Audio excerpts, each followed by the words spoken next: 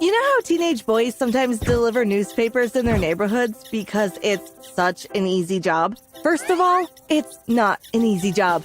Second of all, I'm not a teenage boy. I'm a woman in my early 20s, and yes, I competed with teenage boys to keep them out of my paper route. If my paper route was in any normal neighborhood, I wouldn't be so protective of it. But I belong in this neighborhood. It should be mine, because this is where all the rich people live. If you enjoy the story, be sure to leave a like and subscribe to our channel for more insane content. Every day I biked around this place, I felt like I was home. I used to belong in a place just like this, before my dad gambled all our money away.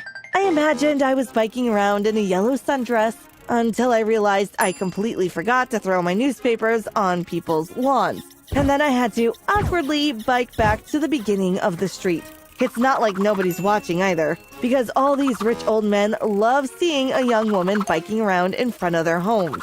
I would have complained, but they did give me huge tips. My favorite mansion was at the end of the street. It's an amazing, luxurious, and stunning place. It almost looks like a palace. Sadly, the old man who lived there was the only one who never looked at me. Not even the one time I got off my bike and rang the doorbell to give him his newspaper. He was a crusty old man, but I wouldn't have minded dating him if it meant I could live in his mansion. I always scratched my head whenever I rode past that place, thinking of ways in which I could make it mine. One day, I saw the mansion's maid. It was super early in the morning, and she was rushing to work. Then I noticed something.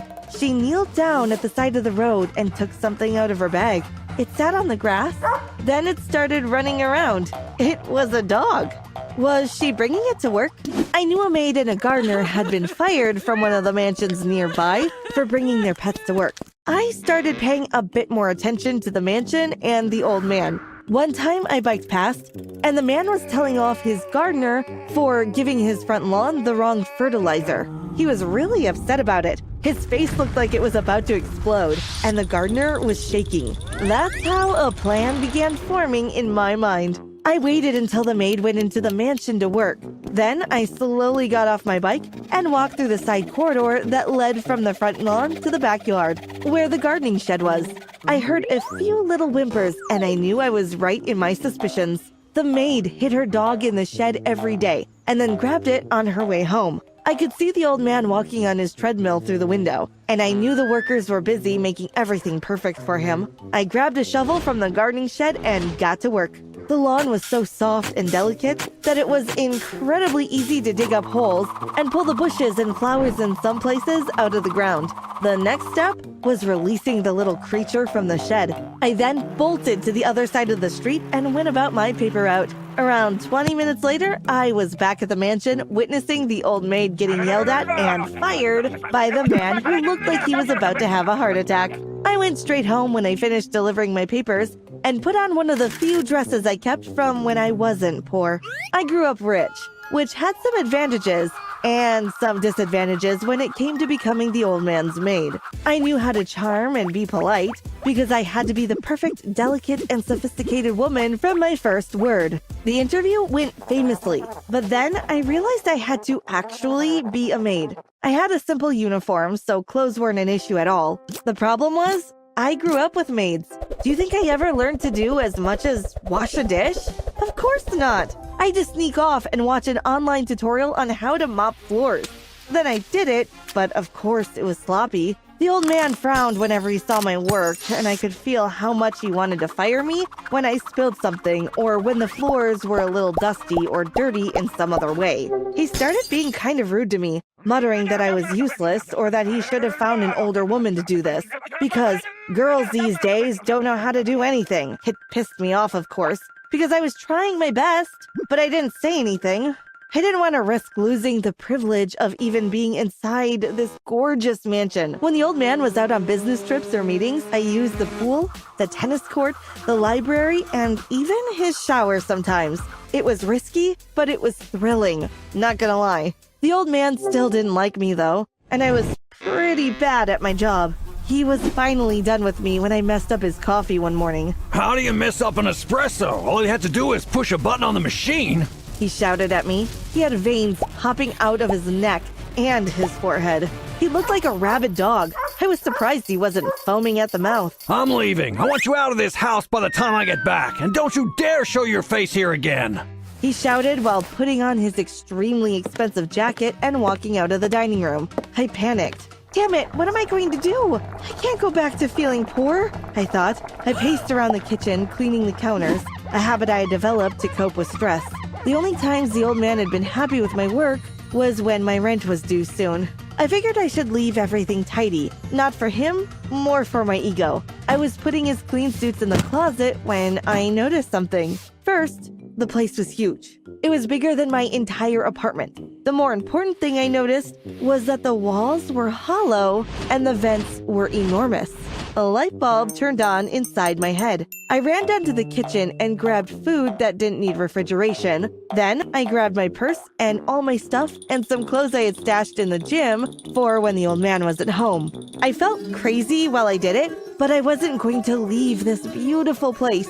I crawled into the vent, and that's where I stayed. My phone was charged, and I had a book with me, as well as food. If I couldn't work here, I was gonna live here, in the vents and spaces behind the walls. You're probably thinking, how did you not get bored? How did you have enough food? How did you survive living in vents? Well, I couldn't have done it without having worked for the man. I had his entire schedule memorized, and the only thing that ever changed was the occasional meeting. But that just gave me more time alone. I would walk around the house, get food, swim in the pool, and do all the stuff I used to do. Except now, I wasn't cleaning, and I wasn't getting paid.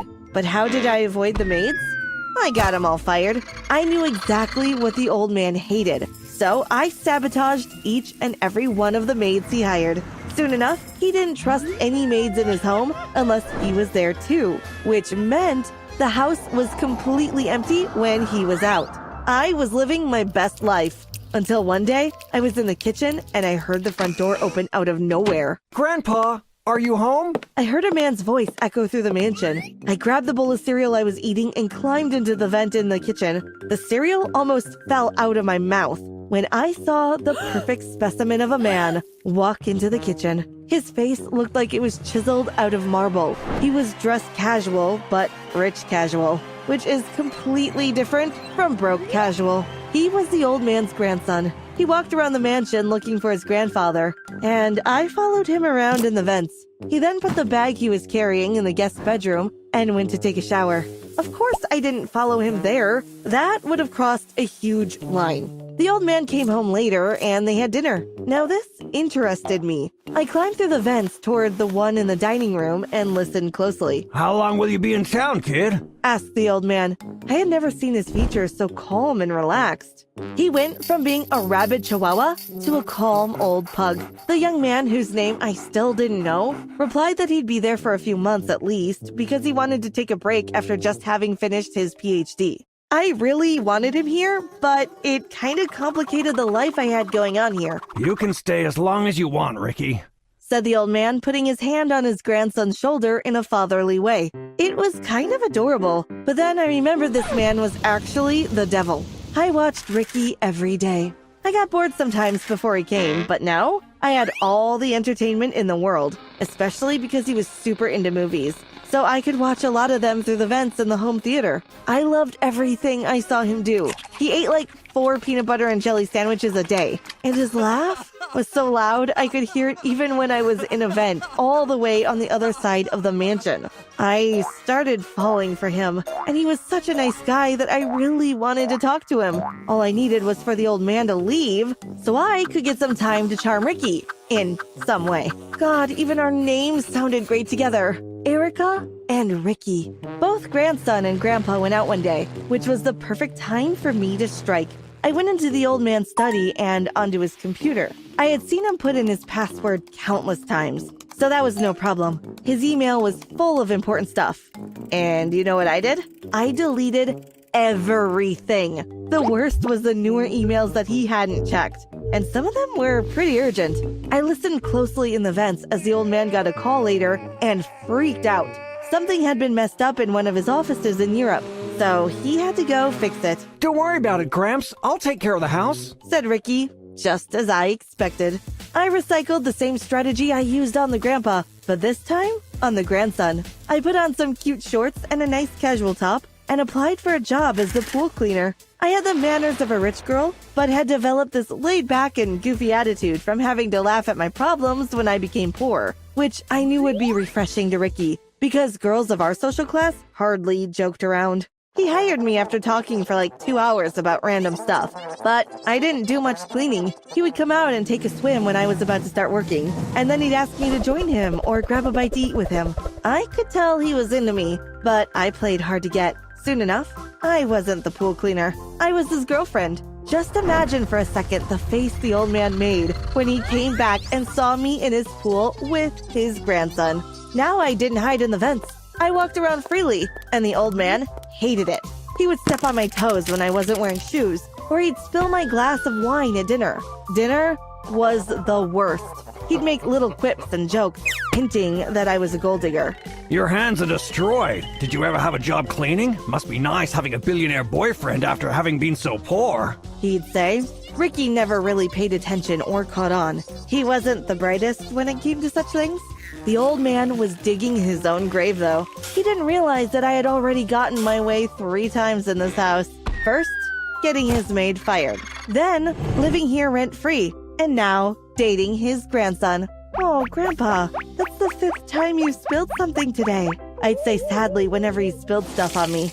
Ricky started getting concerned. I overreacted with every mistake the old man made, or everything he forgot when it came to work. He didn't forget. I just deleted it from his computer. Ricky had him going to loads of different doctors, and with me as a witness of the old man's drifting mind, they gave him medication for all different kinds of mental stuff that old people get. Thing is, he didn't need them, so they just made him loopy. That must have been the reason why he made that terrible mistake. The mistake that took his life. He took an odd combination of his meds one evening, and the next morning he was no longer with us. Ricky was heartbroken, but he was slightly relieved that his grandpa wasn't suffering anymore. The house was quiet for weeks, but I managed to lift our spirits eventually. Ricky now owned the mansion, and I had freedom to do whatever I wanted here. I was basically the owner of this mansion. I know what you're thinking. You're thinking I poisoned the old man, that I gave him the wrong meds on purpose. But I would never. I would do anything to keep my privileged life in the mansion of my dreams. But I wouldn't poison an old man. I'm just an innocent young woman, right? I'll be right back. I excused myself from the table and headed towards the bathroom. Tonight, we were celebrating my 18th birthday. As I looked around the restaurant, I knew my parents probably saved for months to even afford the reservations for a place like this. As I pulled the door open to the bathroom, my jaw dropped. The person standing in front of me looked exactly like me. Hi, my name is Sharon. If you have not liked or subscribed yet to our channel, don't forget to do so. Also, tap that notification bell so that you will know when new content is posted. Hi, I'm Cassie. She moved aside for me to enter the bathroom. You look just like me. I looked at her in awe as though she were a legendary creature. I know, right? We really do resemble each other. You know they say that everyone in the world has a doppelganger. I nodded and smiled hesitantly. I have heard something like that. I guess we are the lucky ones to find each other. Cassie smiled. I know it's strange to ask, but do you think we could swap numbers? I just can't believe how much we look alike. I smiled. Sure, why not? Maybe we have more in common than we realize. I handed Cassie my phone to type in her number, and she handed me hers. Thanks, I'll keep in touch. Have a good night. You too, I replied as she walked out the bathroom. I quickly used the bathroom and returned to my parents. I couldn't help but think about my meeting with Cassie. How weird was that? It also made me wonder if my parents were hiding anything from me that I should know about. One afternoon while finishing some assignments for my lecturer, my phone rang. It was Cassie. Hi, Cassie. How have things been? Things have been great. I wanted to call you so many times, but I didn't know what to say. I laughed. I was faced with the same thing, but I'm happy that you made the first move. We chatted for the next hour before Mom called me for dinner. During dinner, I asked my parents if I was adopted. Dad almost choked on the juice that he was drinking, and Mom patted his back and asked if he was okay. Now, where did that question come from? Sharon, you aren't adopted, honey. You are our daughter. Mom said. Then do I have a twin I should know about? I think I would have known if I gave birth to a twin, Sharon. Where's all this coming from? A girl from my class this semester said that she recently found out that not only was she adopted, but she had a twin sister. I lied. Dad chuckled. No need to worry about that over there, Sharon. You are our one and only. The days that followed, Cassie and I spoke every day. I still had not told my parents about Cassie. I knew they wouldn't approve of me giving my number to a stranger. Cassie and I came from totally different worlds. She was wealthy and was next in line to take over her father's company, while my family was just barely making ends meet. Cassie didn't want to take over her father's company. She wanted to be an artist. I just wish my father could see how much I detest working in that company.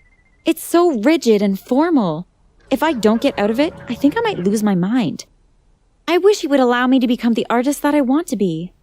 Her father had his own furniture business where he imported the most unique types of furniture from around the world. You are so lucky, though. I mean, that type of furniture is a type of art. I love interior design. I wish I could just spend one day in that company. I'm sure I could get some gigs eventually to decorate. Maybe we can work something out, Cassie said thoughtfully over the phone. What do you mean? I was totally intrigued. What about if you swap places with me for a few hours at my dad's office? Don't worry about the clothes and shoes. I will provide everything you need to pull it off. But what if your dad finds out? Wouldn't he be upset? That's why we have to make sure that he doesn't. I will prep you for everything that happens at the office. What do you say? Is this a paying job? Sure it is. Great, then I'm in. The next day, I told my parents that I got a part-time job and it would just be a few hours a day. I felt a bit guilty not telling my parents the entire truth, but I knew that if I told them how I really got the job, they would want to meet Cassie and blow everything out of proportion as parents usually do. The first day of the job, I met Cassie at a little restaurant around the corner from her father's company. We went to the bathroom and she gave me a bag. I entered one of the stalls and quickly changed my clothes. When I came out, Cassie fixed my hair and makeup just like hers. We quickly went over the pictures of the people who worked in the company. After a few minutes, she looked at me. Are you ready? I nodded my head and together we walked out of the bathroom. As I entered the building, I greeted everyone exactly how Cassie taught me, even her dad. I fell into character quite easily, although I had to keep reminding myself that I needed to answer to the name Cassie and not Sharon. During the lunch break, I needed to use the bathroom when Cassie walked in. What are you doing here? I thought we were going to meet at the restaurant, I blurted out. I was too excited. I wanted to know how you were doing.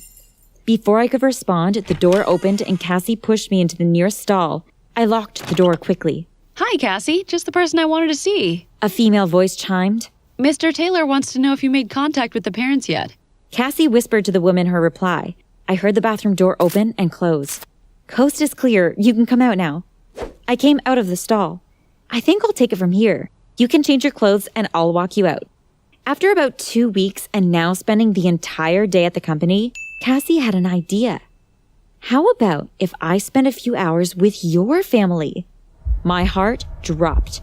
Do I really want Cassie in my home? I mean, a company is one thing, but my home? Are you sure? I gave you an opportunity to work on the company of your dreams. Come on, everything is going to be okay. We can start with a few hours first. After some convincing, I went along with Cassie's plan. I think it may be a bit harder to pull one over on my parents, so we have to make sure that you don't forget anything. We did this back and forth, swapping for about 3 months, and it was great. One evening, while chatting with Cassie on the phone, she suggested a deal that blew my mind. What about if we swapped lives for real? I am willing to pay you $1 million for your identity. I am tired of living under my father's shadow. But if we do this, this has to be our little secret. You can't tell anyone, not even your parents. She agreed to give me time to think about it.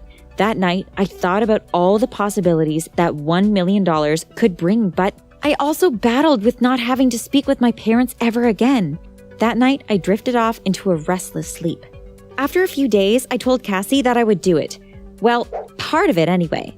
She could have my identity for $1 million, but after everything my parents did for me, I was not ready to put them in my past. The night I left, I wrote my parents a letter. I told them about Cassie and everything that had happened in the last few months. I also told them about the $1 million deal. I told them to just play along since we could all benefit from this deal. The way I saw it was that I could help my parents with money every month and we could still find a way to keep in touch, unknown to Cassie. I left the letter in Mom's drawer while she was in the kitchen making dinner.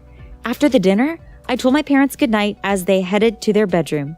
Instead of heading to mine, I opened the door and allowed Cassie in while I closed the front door behind me on the way out. For the first 2 weeks, everything was great. I chatted with my parents almost every day without Cassie knowing. But then, everything went silent. I couldn't get in touch with my parents for a few days. I began to get worried. I went over to my parents' house, and when I got there, the door was slightly opened. I pushed it open slowly, and to my horror, the entire place was trashed. My stomach rotated as I noticed the writing on one of the walls. I told you not to tell anyone. I immediately called the police and I told them that my parents were kidnapped. A few minutes later, they showed up at the house. I told them about everything that transpired over the past few months. We even went to where I worked and found nothing. The building was empty. How could this be? I was here this morning. I looked around in astonishment. Ma'am, it could be that they have someone following you, and now that you came to your parents' house, they cleared out. We could spend the night outside your house if necessary. Do your parents have any enemies? Not that I know of. Everyone loves my parents. I don't understand who would do this. The officer got a call. He spoke to the other person for a few seconds, then hung up and turned to me. We ran the prints, and I think we should continue this at the station. I nodded and hopped into my car and followed the officers to the station. When I entered the station, the officers called me into a room. I sat and waited, wondering what the problem was. Sharon Harrington? A tall, sturdy man walked into the room holding a file. Yes? Hi, I'm Detective Deacon Willis. Let's get down to business. The prints that we found at the house belong to your parents and another woman named Blair Taylor.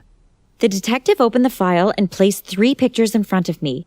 I recognized the first 2 pictures as my parents. They were younger then, but the 3rd picture, I had no idea who it was. Who is this? I asked, pointing to the picture. This is Cassie, otherwise known as Blair Taylor. You may recognize her like this. The detective placed another picture on that table. It was a picture of the Cassie that I knew. But what's the link between Cassie and my parents? Why would she go through all this trouble to look like me? Your parents betrayed Blair on their last robbery. They sold her out and got immunity and entered the witness protection program. Blair was released from jail about 2 years ago. We were tracking her till she fell off the radar about a year ago. We were never able to recover the money or jewels from the last heist that they did. I was shocked beyond belief. My parents were robbers? Cassie wasn't really my doppelganger? So what do we do now? I asked as tears streamed down my face. It was my fault that my parents were missing. If only I told them about Cassie from the first night. You go home and try to get some rest and let us do our jobs, the detective said. I thanked him and exited the station. About 2 years later, after heading inside after coming home from work, I checked my mailbox. Inside was a photo album. I looked around to see if the person who dropped it off was still lurking in the area. I carried the album inside and opened it. In it was one picture of my parents and I, and a letter. In the letter, they explained that after the heist, they decided to go into the witness protection program to save me since Blair's husband, Joe, attempted to kidnap me. My parents also told me where the money and jewelry was stored with a list of names of people who would help me sell the jewels. My parents said to make sure I walked with a shovel and to go at night. I was a little taken back by this, but I continued to read. They said to save me, they decided to go back undercover because they couldn't risk anyone coming after me to get to them. They said that they had eyes on me and they would get in contact with me soon. The next day, I headed to the place where my parents said the money was stored. When I pulled up, I realized why my parents told me to walk with a shovel. The loot was hidden in a graveyard. I looked around to make sure no one was coming before I took out the shovel and looked for the name Annabelle Walker. I finally found the grave and I began to dig. I couldn't help but think that someone was looking at me. I looked over my shoulder and squinted into the shadows. The hairs on my neck rose, and I just wanted to get the loot and get out of here. I hit something hard, and I kneeled to scrape the rest of the dirt off the chest the money was in. The chest was small, but heavy. I dragged it out of the hole and quickly covered the hole. As I was walking away, I heard footsteps behind me, but I was too afraid to turn around. I walked as fast as my legs could carry me. When I reached my car, my heart raced as I noticed someone was leaning against it. I spun around, but the person who was chasing me was almost upon me. Look, just take it. I don't want any trouble. I placed the chest on the ground, held my breath, closed my eyes, and waited. Hi, Sharon. A familiar voice said, "Mom?" I rushed over and threw my arms around her neck. The person who was following me was my mother. Let's get out of here. We have a lot of things to tell you. Get out of my way. You are so annoying. That girl is so nasty, I said to my best friend, Kath. I can't understand why Brad is dating her. I know what's wrong with her. She really seems to have it in for you, Kath replied. But before I go on, make sure you like and subscribe and hit that notification bell so you don't miss out on any more shocking stories. Susie had always been a bit mean, but since she had started dating Brad, she seemed to have gotten worse. I tried to stay out of her way as much as possible, but sometimes it was unavoidable. Luckily, we didn't have many classes together. I usually saw her at break and lunchtime. I was waiting in the queue in the school cafeteria when I saw Susie walking towards me. I put my head down and looked at the floor, hoping she wouldn't notice me. As she got closer, she suddenly threw her drink all over me. My shirt was soaking wet. "Oh, sorry, didn't see you there," she said. "You did that on purpose," I shouted at her. The next thing, Brad came walking over to us. "Are you okay, Jasmine?" he asked. "Your girlfriend just threw her drink all over me," I told him. "Don't listen to her," said Susie. "She's crazy." But Brad was having none of it. "Don't lie, I saw everything. I've just about had enough of your meanness, Susie. We're over. I don't want anything more to do with you." Susie looked at Brad in shock. It took all my effort not to burst out laughing, but I didn't want to antagonize her any further. "Come with me, Jasmine," Brad said. "I'll help you get cleaned up." Was this really happening? I followed Brad out to his locker. "Here, you can use my towel," he said. "Thanks for coming to help me. I have no idea what I have done to that girl, but ever since you and her started dating, she has had it in for me." Well, that might be my fault." "Why?" "Well, I guess I've always had a secret crush on you, Jasmine. Susie found out and got really jealous. That's why she doesn't like you." My heart nearly skipped a beat. Had Brad really just said that he had a crush on me? I thought. "Well, I kind of like you too, you know." Brad smiled at me. "I don't suppose you'd like to go out on a date, would you?" he asked. I blushed and said, "That would be great." Brad and I started dating, and honestly, everything was perfect. We got on really well. We had always been friends, but I never dreamt that we would ever be boyfriend and girlfriend. I know it seemed quite quick, but I could already see myself marrying him. He was just the kind of boy I had always wanted. Of course, Susie was livid. She did everything she could to try to split us up. She told Brad that she had seen me kissing another boy in town, but when Brad asked her what night it was, she got all nervous and he could tell she was lying. "Don't worry, Jasmine. I'll never believe a word Susie says," Brad said. I felt like I was on cloud 9. Nothing could spoil my mood. But then one day, Brad told me that he had something to tell me. "What is it?" I asked him. I could see by his face that it wasn't good news. "My parents are sending me to a new school on the other side of town." At first, I was devastated. I hated the thought of not seeing him at school every day. Then it came to me. I would just change schools too. That way, we could still be together. I felt instantly relieved. "What school are you moving to?" "Henley High." My heart fell. "What? But that's the most expensive school in the country. Only the kids of billionaires are allowed to go there." "I know, but don't worry. We can still see each other on the weekends." But that wasn't going to be enough for me. I knew that I had to find a way to be able to go to that school. When I got home, I looked up Henley High on my laptop. I opened the admissions tab and filled out all the forms. I just put fake information in to make it look as though my parents had high-paying jobs and loads of assets. It was only about an hour later when I got the email. I had been accepted to start at the school the next term. That was only in a couple of weeks. I could manage without seeing Brad at school until then. I didn't tell Brad that I had been accepted. I wanted to surprise him. I had to use all of my savings to buy the new uniform and some expensive clothes to go with my new image. The first morning at my new school, I was really nervous. I walked through the school gates and looked around to see if I could see Brad, but he was nowhere to be seen. I could hear two girls talking as I went past them. My caviar this morning was absolutely abysmal. I had to tell my maid to feed it to the cat, said one. Well, you think you have it bad. Can you believe I had to pour my own orange juice this morning? My maid had forgotten to pour it for me. Honestly, I swear I'm gonna get her fired. Jasmine? I turned around and saw Brad standing behind me. What are you doing here? I'm going to this school now, I said. But your parents have to be billionaires to get a place here. I hesitated for a second, but then I said, yes, my dad got a huge promotion, so I can come here now. That's brilliant. I'm so happy you're here. I didn't like lying to Brad, but it was a small price to pay to be able to see him every day. I've just got to take something to my locker, I said. I'll see you in class. When I got to the classroom, I was surprised to see Brad sitting next to a girl. Brad, I thought we would sit together, I whispered. Oh, Jasmine, this is Lucy, he replied. I usually sit next to her in class. Oh, please, Brad, I've missed you so much. Brad got up and we sat down at another desk together. Lucy scowled at me. I didn't care though, I was just happy to be back in class with Brad. When the lesson ended, I got up to leave. Lucy pushed past me and hissed under her breath. You're gonna regret making an enemy out of me. It was a couple of weeks later that I overheard Lucy talking with her friends. I'm just not convinced her parents are billionaires. Have you heard the way she speaks? She sounds like she's a homeless person.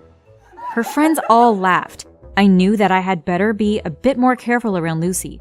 I didn't want to risk her finding out who I really was. I decided I would make sure to speak with a posh accent whenever I was near her. Everyone at the school was super wealthy. They were always throwing parties at their houses and invited the whole school.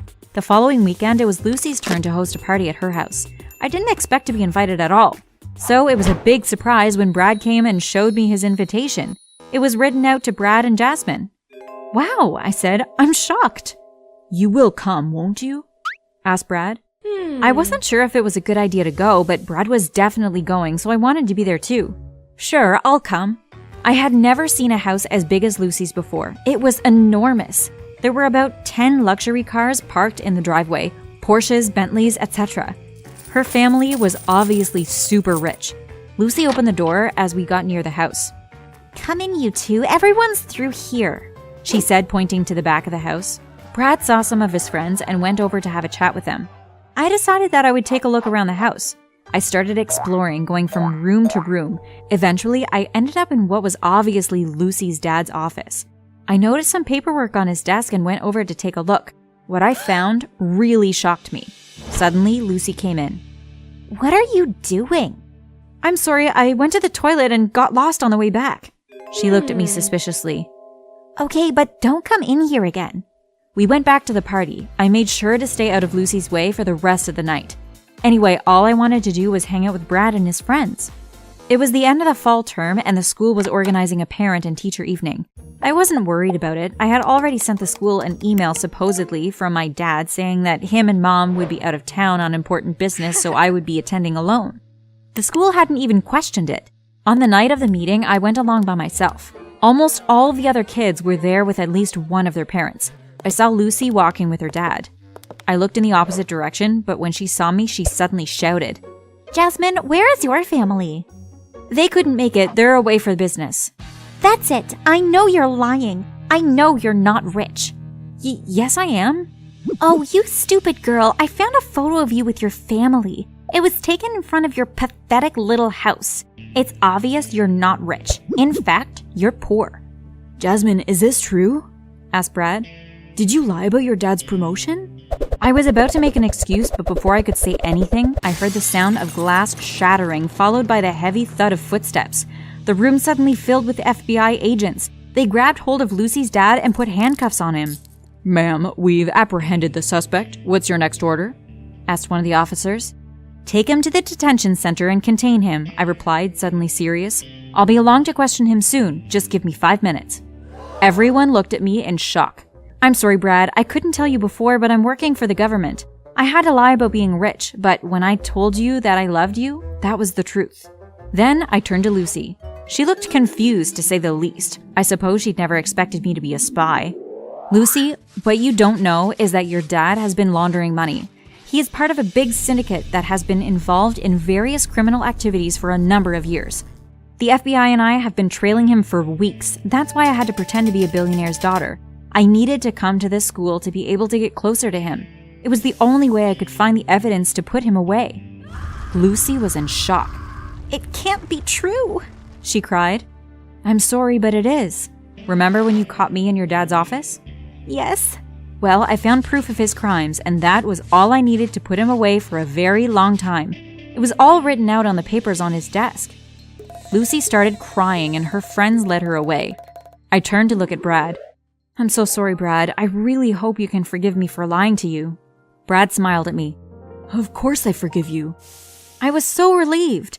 But now I had a job to do. "I'm sorry, I'm gonna have to leave, Brad. I have to go and interview Lucy's dad."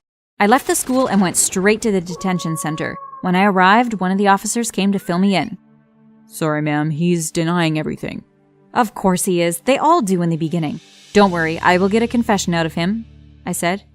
I went into the room where Lucy's dad was being held. He looked up as I entered. "I don't know what this is all about," he said. "Don't try to deny anything. We have all the evidence," I said. "But you must have made a mistake. I have never done anything illegal in my whole life." I spent an hour interrogating him, but he still wouldn't admit to anything. I left the room and went to speak to my senior officer. "It's no good, sir. He's still denying everything." "Okay, we will need him to take a lie detector test then. Set it up," he said. He took the test and I waited for the officer to bring me the results. "I'm sorry, ma'am. It looks like he is telling the truth. He has passed the tests. There is no way that he is the one that has been laundering the money." "Well, if it's not him, then who can it be?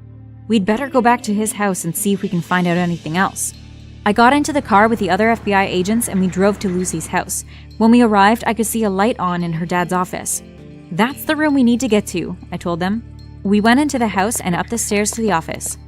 "Shh," I said. "I can hear someone talking on the phone." I put my ear to the door and listened. "Oh, it was so funny. You should have seen his face when they handcuffed him. He had no idea what was going on." It was Lucy on the phone, but why would she be laughing? "Don't worry, they have no idea that it was me all along. My dad is going to take the rap for it." I looked at the officers beside me and smiled. "Did you hear that?" "Yes, ma'am." "I think we've got our target now." What did you think of my story? Comment down your thoughts below and please give this video a huge thumbs up if you enjoyed it. It was another boring Sunday. I'd spent the whole day lazing around and watching TV. There was nothing much else to do. I decided to pick up my phone and have some fun with Siri. I like trying to think up silly things to ask her. "Hey Siri, do you love me?" I'm sorry. I don't know how to answer that. "Hey Siri, how far is it from here to the nearest grocery store?" I can't answer that, but I can tell you how to become a billionaire. I had a mouthful of water when Siri replied, and I spat it out in shock. But before I go on, make sure you like and subscribe and hit that notification bell. Then you're sure to become a billionaire too. Siri, say that again. It's true. I can show you the way. Well, what are you waiting for then? Siri started telling me that she knew of a secret map of the town that I lived in. The map will show you the way to an underground maze. If you manage to find your way through the maze, it will lead you to treasure worth $1 billion. I didn't say anything for a few minutes. I was trying to process what Siri had told me. Could it be true? Well, there's only one way to find out. Okay, Siri, show me the map and I'll go find the treasure. My phone screen lit up, displaying a map of my town. I recognized some of the buildings. It wasn't very far from where I lived. This looks pretty easy to follow. I think I'll go there tomorrow. The following morning, I set off early before my parents woke up. I decided I wasn't going to tell them what I was going to do because they would probably try to stop me. I knew they wouldn't worry where I was. I often went out early for a run around the park. The map showed that the entrance to the underground maze was underneath the bandstand in the middle of the park. When I reached the park, I headed straight for the bandstand in the center. Sure enough, as soon as I got to it, I could see there was a trap door in the floor. I pulled on the handle and it opened up easily, revealing a staircase leading down underground. I hesitated for a second, looking around me nervously. Should I go down? What if I get lost? No one will know where to look for me. I pushed the negative thoughts aside. The temptation of finding the treasure was too much. I knew that I would never forgive myself if I didn't at least try to find it. I took a deep breath and went down the staircase. When I reached the bottom, I entered into a room which had obviously been hollowed out. The walls were damp and it was a little difficult to breathe. I took my flashlight out of my bag and shone it around the room. I could see that there was a door on the other side of the room. I guess that's the way to go. I tried to open the door, but it wouldn't budge. I looked at the map on my phone again. It definitely seemed to be the right way to go, but I had no idea how to get the door open. But then I noticed a lever sticking out of the wall beside the door. I pulled on it, and sure enough, the door slid open. Oh, this is too easy. I went through the door and into a long corridor. There didn't seem to be anything to stop me from continuing, so I set off down the corridor at a brisk pace. Suddenly, a man stepped out from the shadows, blocking my way. I couldn't see his face, but I could see he was wearing a dark suit. Before you go any further, you must perform a task. What task? What do I have to do? I have some riddles for you to solve.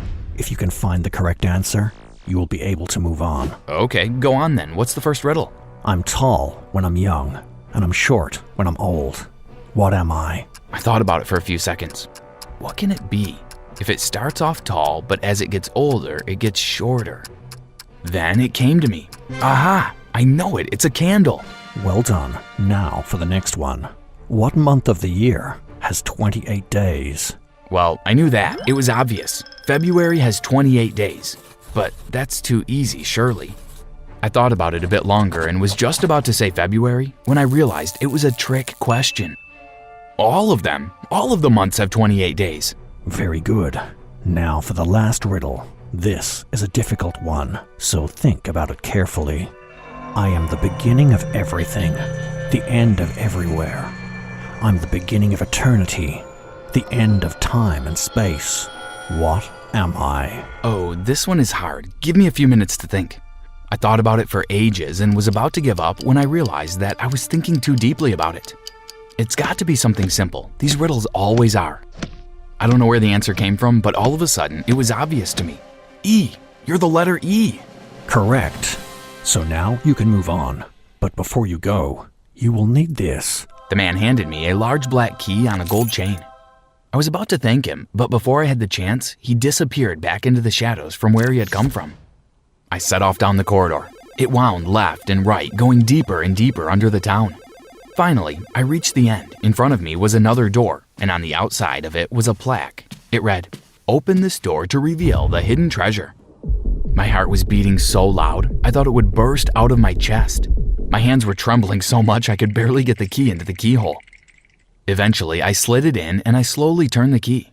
As I did, I could hear the click as the mechanism slid into place. I pushed the door and went inside. But instead of finding the pile of gold or dollar bills that I thought would be inside, there was a teenage girl standing there before me. I stood there just staring at her for a few minutes. I was really confused. I pulled out my phone and spoke into it. "Siri, what are you playing at? Where's the money? You said I would be a billionaire." Oh, but you have found your treasure. "What are you talking about? There's no treasure here." The little girl standing in front of you is the treasure. She is of great value to you because she is your little sister. I nearly dropped my phone in shock. "Siri, what do you mean? I don't have a sister. Tell me what's going on." But before I could answer, my phone beeped and switched itself off. Oh my God, no! Of all the times to have a flat battery, now what am I going to do? There wasn't much else for me to do except to make my way back to the surface. "Come on, you'd better come with me. I'll show you the way out of here." My sister, if that's what she really was, followed me as I led her back along the corridor and through the door until we found the staircase that led back up to the bandstand. Once we were back out in the park, I turned to ask her a question. "Do you have any idea what's going on here?" No, I don't. I'm sorry, I don't have any memory at all. I didn't know whether to believe what she was saying or not, but there was only one way to find out if what Siri said was true. I would take the girl to see my parents. When we reached my house, my parents were both in the lounge watching TV. The look on their faces when I walked through the door with the girl said it all. No, it's too soon. Why is she here now? I was confused by my dad's words. What do you mean it's too soon? What's going on here? Come on, you have to tell me the truth. But neither of my parents said a word. They both just looked scared to death. I felt so frustrated. I really needed to know the truth. I had to find out one way or another if the girl really was my sister. And if my parents weren't going to answer my questions, then I would ask Siri. "You stay here with Mom and Dad. I'll be back in a minute." I left her with my parents and ran up the stairs to my room. Once there, I plugged my phone into the charger and waited impatiently for the screen to light up. Come on, come on. Finally, the light came on. "Siri, I'm here with the girl. Is it true what you told me? Is she my sister? Bring the girl to the cafe in front of the train station, and all will be revealed. Okay, I'll be there soon. I went back downstairs and told my parents what I was about to do. At first, they were a bit hesitant about letting me go, but I insisted. You can't stop me. I'm gonna find out what is going on. Okay, if it's really what you want, then you should go there. To be honest, I was pretty scared at that point. Part of me wished that my parents would have offered to go with me, but they didn't. So I had to forget about my fear and go by myself. My sister, of course, was coming with me. When we reached the cafe, I saw there was a man standing outside. He was accompanied by two big guys that looked as if they were bodyguards. Hello, Jack. How are you? Who are you? How do you know my name? I'm your real father, Jack. I felt so confused. What was the man talking about? What do you mean you're my father? I already have a dad. I used to date your mom. We had 2 children, you and your little sister, Jillian. I looked at the girl standing beside me. So you really are my little sister? Yes, I am. The man went on to explain that when he and my mom split up, they agreed to take 1 child each. But when I turned 16 years old, then they would swap the children. But I'm only 15. That's when I realized what my dad had meant when he said that it was too soon. I know you're only 15, but I couldn't wait any longer. I just wanted to get to know you. But how did Siri get involved? Oh, that was my doing. I hacked into Siri and set up the treasure hunt for you to follow. Now that you found your sister, you can come and live with me. Why couldn't you have waited another year? Because I need you to take over the family business running a criminal gang. The blood literally drained from my face. The man was crazy. I can't have my daughter taking over the business. My goons wouldn't respect her. They're misogynistic fools. I need you, my son, to do it. But I don't want to lead a criminal gang. Well, I'm afraid that's too bad. You're going to come to live with me, and you're going to take over the family business. My sister had been quiet through all of this, but then she spoke out. Dad, please don't do this. Please let us both go. Neither of us want to be involved in anything criminal. Jillian, you will do as I tell you. You will go to live with your mom now, and Jack will come to live with me. But why can't we live together? I want to get to know my brother too. But before the man had a chance to say any more, we heard the squeal of tires screeching to a stop behind us. I turned around and saw my parents had arrived, and they weren't alone. 2 police cars were with them. The police jumped out of their cars and ran straight towards us. The man and his bodyguards tried to run away, but the police soon caught up with them and knocked them down to the floor. You're under arrest. The police put handcuffs onto the man and both bodyguards. As they led them back towards the police cars, my mom called out, How could you do this to your own children? You're an evil man. You can stay away from my children, understand? You had Jack for 15 years. I just wanted my turn. But you broke our agreement. Now you will never see either of your children ever again. I watched as the police put the man, who was apparently my real father, into the car and drove him away. We are so sorry, Jack. We should have told you the truth a long time ago. We were just so scared of losing you. I don't care what that man said. You are the only dad I want or need. My dad gave me a big hug. And you are my son, Jack. Then he turned to Jillian. And now it looks like I've gained a daughter, too. Jillian looked at him and my mom, and a huge beaming smile spread across her face. Would you like to come and live with your brother and us? Would you like to be part of our family? Yes, I would like that very much.